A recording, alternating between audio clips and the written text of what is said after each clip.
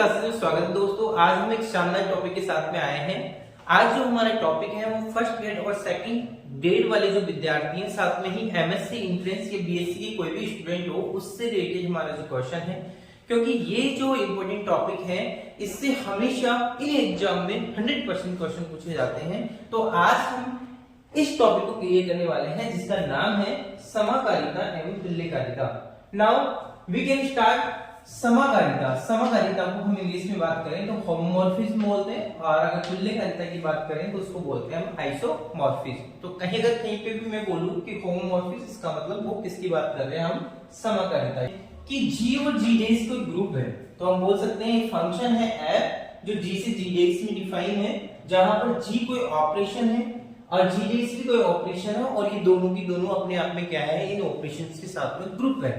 Okay, तो already उनको group दिया होना चाहिए। यूज किया है संक्रिय संरक्षण, इसको बोल सकते हैं अपन ऑपरेशन प्रिजर्वेंस।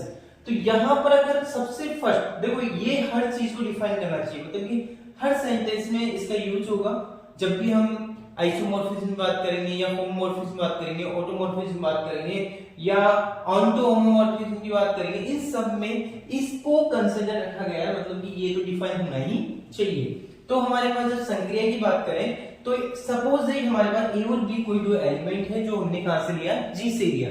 जी क्या है, एक ग्रुप है, तो यहां से हमने एक एलिमेंट लिया।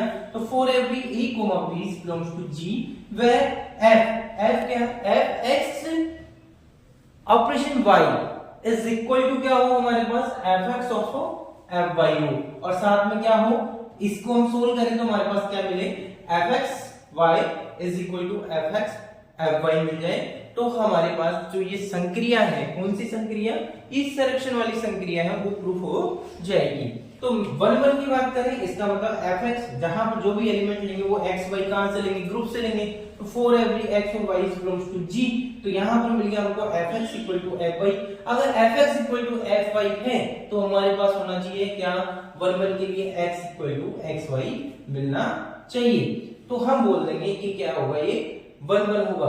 अगर सपोज या तो इसको फॉलो कर रहा हो, या फिर अगर एफ एक्स से एफ वाई की इक्वल नहीं है तो उस कंडीशन में एक्स भी वाई के इक्वल नहीं होगा। अगर ये दोनों कंडीशन फॉलो कर रहा है, इसका मतलब क्या होगा, ये हमारे पास 1 होगा। क्या होगा, 1 होगा। सेकंड हम बात करते हैं इसी का पार्ट। अगर मान लो कोई आपको 1 नहीं दिखाई दे, इसका मतलब वो क्या होगा, मेरी 1 होगा। तो मेरी 1 के लिए भी कंडीशन देख लेते हैं। For every x y belongs to G, now fx equal to fy then x is not equal to y. It means यहाँ पर तो क्या है, ये इक्वल था, तो यहाँ इक्वल नहीं है। तो we can say about this कि ये जो हमारे पास जो फंक्शन है, कौन सा f, ये क्या नहीं होगा, 1 नहीं होगा। तो ये क्या होगा हमारे पास, क्या होगा, ये मेरी 1 होगा। या फिर इसी का जस्ट अपोजिट ले लें कि fx not equal to fy हो, या फिर हम बोल सकते हैं कि fx not equal to fy हो तो x equal to y मिल जाए। तो उस कंडीशन में, क्योंकि ये क्वेश्चन है वो किसका है, ये जो वेरिएबल और मेन फंक्शन का है, तो इस बहुत इजी हम बार बार यूज किए हुए हैं। तो यहाँ पर हमारे पास अगर ये कंडीशन फॉलो करता है, इसका मतलब ये क्या हो जाएगा हमारे पास, बहु एकेकी, या पर बोल सकते हैं मेनी 1। नाउ थर्ड टॉपिक पे लेते हैं हम। थर्ड क्या है हमारे पास, ऑन टू। अब आपको पता है ऑन टू क्या होता है, ऑन टू को हिंदी में बोले तो आच्छादन। तो ऑन टू का मतलब है ऑन टू को प्रूफ करना है फंक्शन में, फंक्शन की तरह ही करेंगे। वहां पे हमने जो ऑन टू प्रूफ करने वाले हैं यहाँ पर, तो यहाँ पर x का जो एलिमेंट लेंगे वो तो हम कहां से लेंगे, यहाँ g से, और y का एलिमेंट लेंगे वो कहां से लेंगे, g डैश से। तो हमने ऐसे ही किया, यहाँ पर हमने x का एलिमेंट लिया g से और y का एलिमेंट लिया g डैश से। हमारे पास फंक्शन में कैसे करते थे, f of x equal to y होना चाहिए। अगर y की जो वैल्यू है वो अगर मान लो रेंज अगर मान लो कोडोमेन की इक्वल हो जाती है, तो हम बोल सकते हैं क्या, कि ये 1 2 होगा। और अगर नहीं है तो इट मींस हम बोल सकते हैं कि 1 2 नहीं होगा। तो यहाँ पर भी ये कि fx इक्वल टू y है और रेंज अगर कोडोमेन की इक्वल हमको मिल जाती है, तो हम बोल सकते हैं कि जो फंक्शन होगा वो क्या होगा, ऑन टू होगा। मतलब कि हमारे पास जो फंक्शन दे रखा है f, वो क्या होगा, ऑन टू होगा। तो हमने क्या क्या चेक कर लिया, 1 चेक कर लिया, मेरी 1 चेक कर लिया, हमने ऑन टू चेक कर लिया। बात कर लेते हैं इनटू की। अगर वो ऑन टू नहीं होगा तो इनटू होगा। इट मींस इनटू की बात कर लेते हैं, तो इनटू को बोलते हैं अंतःक्षेपी। तो अंतःक्षेपी के लिए हम यूज करेंगे for every y belongs to y dash.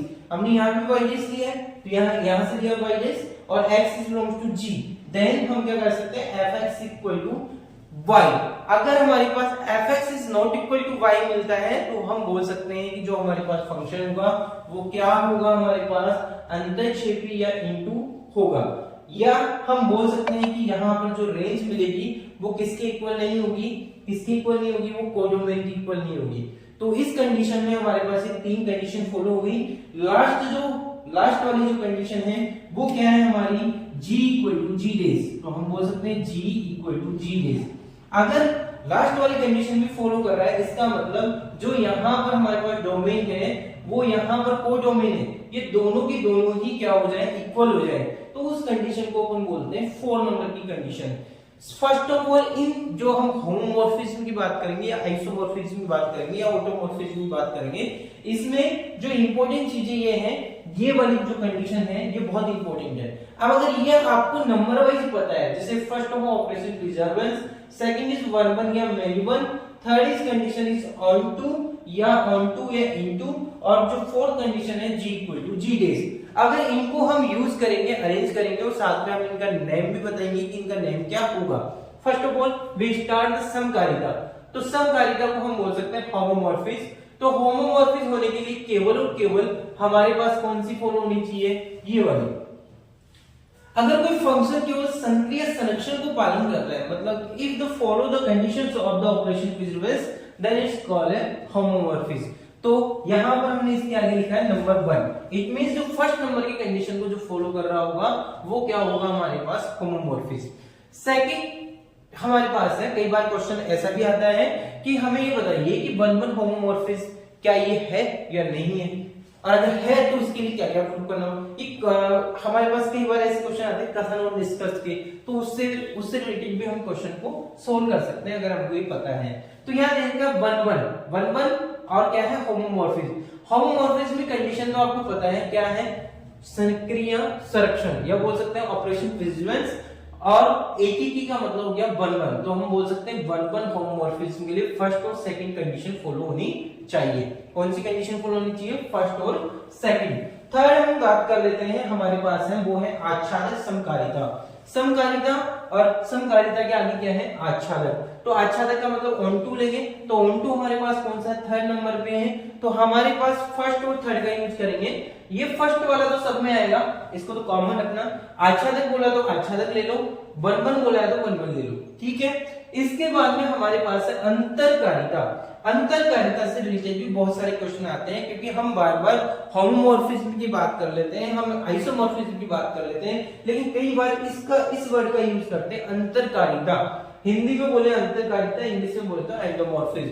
इसका जब यूज होता है तो बहुत बच्चों को तो पता ही नहीं कि एक्चुअल में होता क्या है। बहुत इजी है, कुछ भी नहीं है, इससे रिलेटेड जो क्वेश्चन आएगा केवल इतना ही आएगा और कुछ आता भी नहीं है। देखो यहाँ पर दिख रहा है आपको 1 का मतलब तो ये हो गया हमारे पास ऑपरेशन प्रिजर्वेंस, और फोर्थ नंबर का कंडीशन है हमारे पास क्या है, g इक्वल टू जी डेज। मतलब कि हमारे पास जो डोमेन है वो किसके, कोडोमेन के इक्वल हो जाए, तो हम बोल सकते हैं कि जो कंडीशन फॉलो करेगा वो किसकी करेगा, अंतरकारिता की। और लास्ट में इसकी बात करेंगे तुल्यकारिता की, जो कि बहुत ही इंपॉर्टेंट है, और इससे रिलेटेड तो बहुत सारे क्वेश्चन भी आपने देखे होंगे हर एग्जाम में, क्योंकि इसकी थ्योरी बेस्ड क्वेश्चन बहुत बनते हैं। यहाँ पर इसलिए बनते हैं क्योंकि यहाँ पर बहुत सारे यूज करते हैं हम, फंक्शंस की बहुत सारी प्रॉपर्टीज का यूज करते हैं। तो यहाँ पर है तुल्यकारिता, और तुल्यकारिता को बोलते हैं आइसोमॉर्फिज्म। तो आइसोमॉर्फिज्म के लिए हम first condition is operation preservance, second condition is 1-1 और third condition is onto. तो ये कंडीशन अगर तीनों की तीनों कंडीशन अगर कोई फॉलो कर रहा है फंक्शन, इट मींस वो हमारे पास होगा, वो कौन सा होगा, हमारे पास आइसोमॉर्फिज्म। और लास्ट जो हमारे पास है वो है स्वकारिता, या बोल सकते हैं इसको अपन ऑटोमॉर्फिज्म। स्वकारिता या ऑटोमॉर्फिज्म, ऑटो चलाते हो ना वैसा ये भी। तो स्वकारिता या ऑटोमॉर्फिज्म, जब कुछ नहीं बचा हमारे पास जाने के लिए तो एक ही बचा, ऑटो वाले को फोन करो, उसमें बैठो और चले जाओ। तो यहाँ पर भी ऐसा ही है, यहाँ पर है स्वकारिता। तो स्वकारिता में जितनी भी हमने कंडीशन पढ़ी है, फर्स्ट सेकंड थर्ड और fourth, first is operation preservance, second is 1-1, third is onto, और fourth is g equal to g days. या फिर हम बोल सकते हैं इन सभी कंडीशन को अगर कोई फॉलो कर रहा है तो उसको बोलेंगे हम स्वकारिता। बहुत ही इजी है, बहुत ही इजी है। इससे रिलेटेड क्वेश्चन बहुत इजी आते हैं, थ्योरी बेस आते हैं। आई होप आपको समझ में आया होगा। फिर भी अगर आपको नहीं समझ में आया तो आप हमें कमेंट कर सकते हैं, और हम इससे रिलेटेड क्वेश्चन लेके आने वाले हैं 1 by 1।